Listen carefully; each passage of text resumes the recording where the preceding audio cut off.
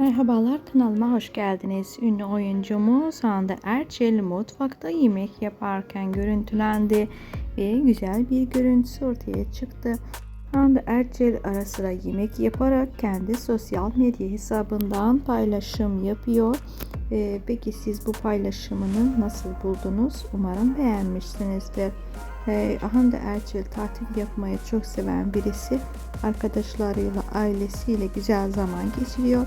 Bunu ise sosyal medya hesabından yaptığı paylaşımlarla belirtiyor. Peki siz paylaşımlarımı nasıl buldunuz? Beğendiyseniz yorum kısmına yazmayı unutmayın.